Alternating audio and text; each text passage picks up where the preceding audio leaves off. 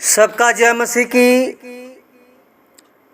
प्रिय भाई बहनों, आज हम जीवन का वचन आपको बताएंगे।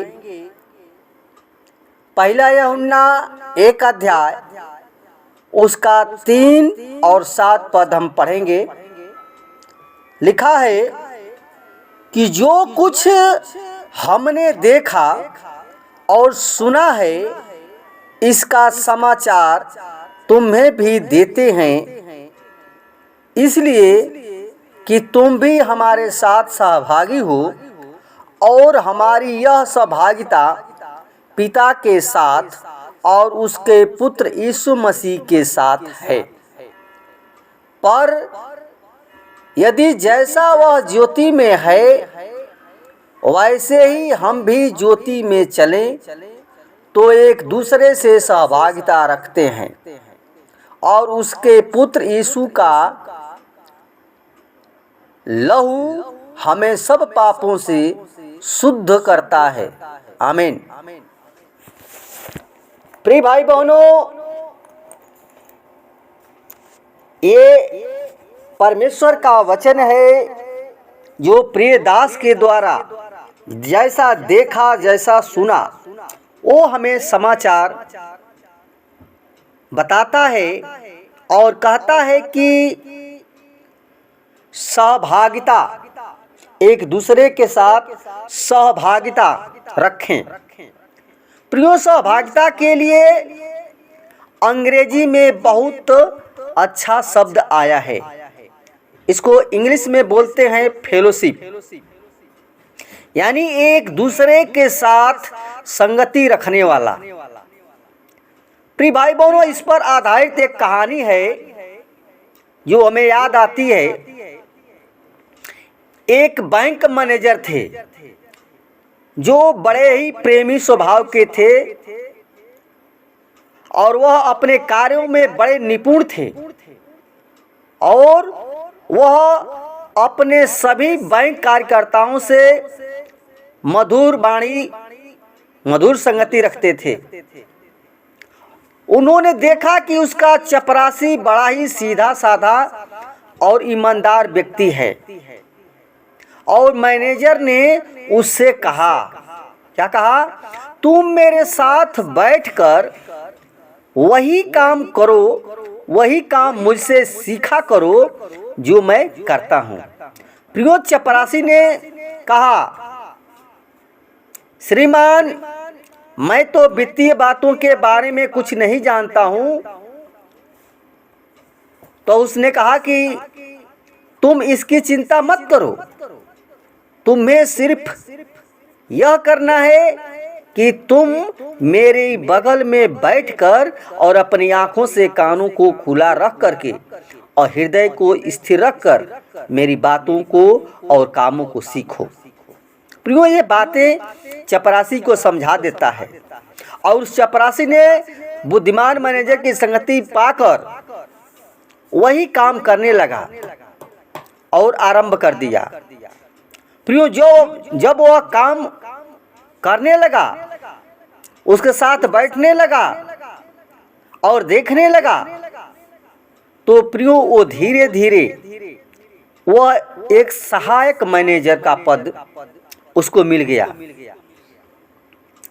प्रियो, ऐसे ही परमेश्वर भी हम सबों से यही चाहता है कि प्रतिदिन यीशु मसीह की आत्मिक संगति को प्राप्त करके और वैसे ही काम करें जैसा वह चाहता है।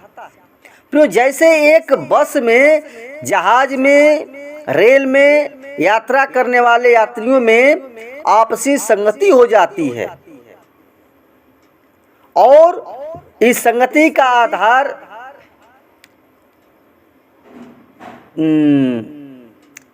उस संगति का आधार रेल, बस, जहाज होता है, वैसे ही प्रभु यीशु मसीह के साथ संगति करने का मुख्य आधार क्रूस और यीशु का लहू है और जिसके द्वारा हमारी आत्मिक संगति पिता परमेश्वर के साथ हो सकती है। प्रियो, तुम जो पहले मसीह यीशु से दूर थे और मसीह के लहू के द्वारा उसमें समीप लाए गए हो। प्रिय पौलुस समझा रहा है प्रियो, इफिसियों 2:13 में लिखा है कि हमारे अधर्म के कामों और पापों ने हमें परमेश्वर की संगति से अलग कर रखा। और ये कहानी, ये बाइबल कहती है, बताती है यशायाह 59:2 में कि परंतु तुम्हारे अधर्म के काम ही ने तुम्हें परमेश्वर से अलग कर दिया है और तुम्हारे पापों के कारण उसका मुख तो इससे छिप गया है। प्रियो, जब तक हम पापों में जीवन बिताते हैं तो उसकी संगति से दूर रहते हैं, लेकिन यीशु के लहू द्वारा संगति मिलने से आत्मा में एक हो जाते हैं, जो आत्मिक सहभागिता कहा जाता है। प्रियो, 1 कुरिन्थियों 6:17 में पौलुस कहता है कि परंतु वह जो प्रभु से संगति करता है उसके साथ एक आत्मा हो जाता है। प्रिय भाई बहनों, अपने पापों से पश्चाताप करने वाला या अपने अधर्म के कामों का अंगीकार करने वाला डाकू प्रभु यीशु मसीह के साथ स्वर्गीय स्थान को पाकर उसके स्वर्गीय राज्य का भागीदार हो गया था, जो बरअब्बा डाकू था। और उसके लिए यीशु ने कहा, आज ही तुम मेरे साथ स्वर्गलोक में होगा।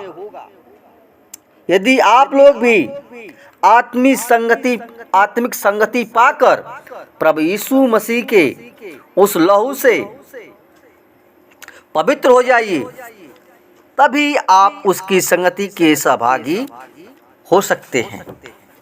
प्रियो, परमेश्वर नहीं चाहता है कि हम ओझा, जादू टोना करने वाला, तांत्रिक मूर्ति पूजा, अविश्वासी, अधर्मी, मदिरापान करने वाले, रात्रि क्लब, अंधकार के दुष्ट शक्तियों से के सहभागी हों, बल्कि इन अंतिम दिनों में प्रभु यीशु मसीह चाहता है कि हम उसके चेलों की तरफ आत्मिक संगति में, प्रार्थना, रोटी तोड़ने और वचन की शिक्षा में लवलीन रहें, क्योंकि बाइबल सिखाती है इब्रानियों 10:25 में कि एक दूसरे के साथ इकट्ठा होना न छोड़ो। प्रियो, हमें इकट्ठा होना कभी जीवन में नहीं छोड़ना है और प्रभु के साथ संगति में बने रहना है। धन्यवाद। वचन के द्वारा परमेश्वर को दासी प्रदान करें। आमीन।